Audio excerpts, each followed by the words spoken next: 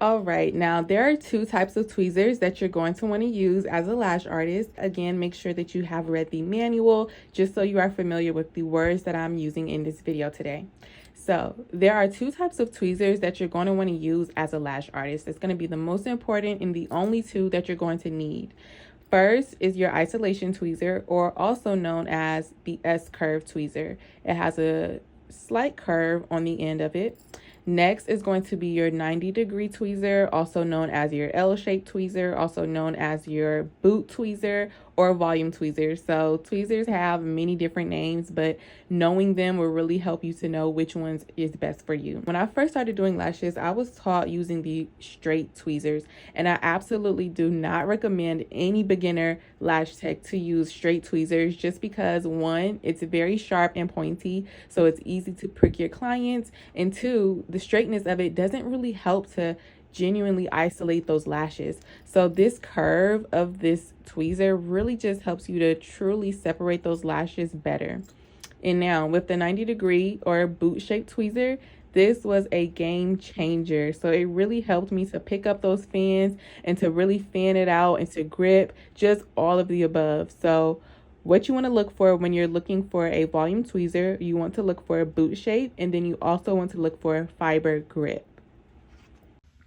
All right, now that you know the tweezers that you need to use, we're going to go over how to use them and how you need to hold them in your hands. All right, so we have our client here. Now, depending on if you're right-handed or left-handed, whatever is your dominant hand, that's going to be the hand that you hold your volume tweezer. Now, my dominant hand is right-handed, so if you are right-handed, you're in luck. If you're left-handed, just switch it to this hand. All right, so holding your volume tweezer, you want to hold it kind of like a pencil. Ultimately, there's only going to be two main fingers that you're going to use to open and close your tweezer. The rest of your fingers will kind of just be more of a support when you're going to grip. But to hold it, you don't want to hold it all the way here. You really want to get a nice grip. So I would say probably at about that point there. It's not too low, but it's kind of just at that right spot. So every tweezer kind of has where it gets skinnier. You see how it's wider here and then it goes thinner. So probably about there is where you're gonna want to hold that tweezer and open and close it. Now, your thumb needs to be here. I have my pointer finger here. The rest of these fingers are just as support. And then for your isolation tweezer, again, you're going to hold this in your non-dominant hand. So because I'm right-handed, I'm holding this in my left hand. And again, there's only two fingers that you're going to need to actually use this tool. The rest of your fingers will kind of just be as, I don't know, just somewhere to hold your fingers. But you would kind of hold it like chopsticks.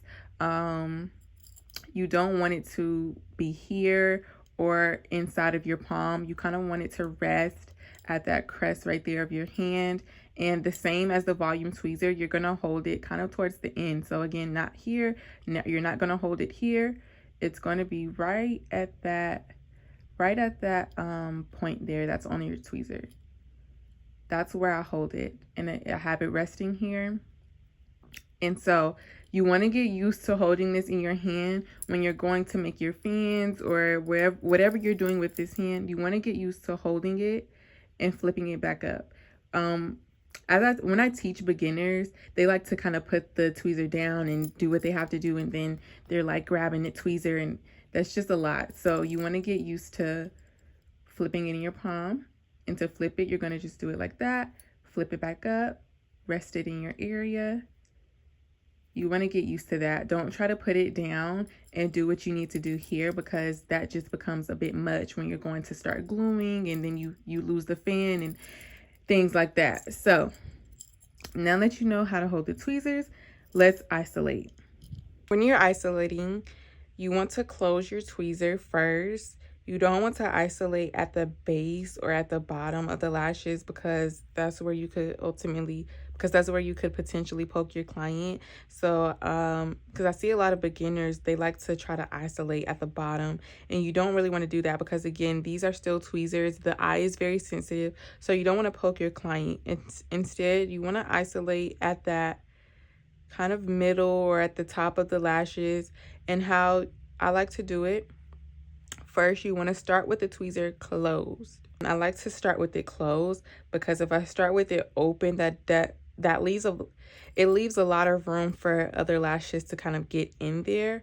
So I isolate with it closed because I'm able to, kind of like a dart, I'm able to go at the lash that I want to go for, and I slowly open it up on that lash. So if that makes sense here, let's say if I want to go for this lash here, I'm going to go at it closed like a dart, like a shark, and I'm going to open it up on that lash I want to get.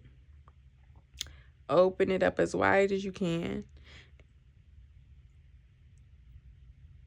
Let's go here. Let's say I want this one.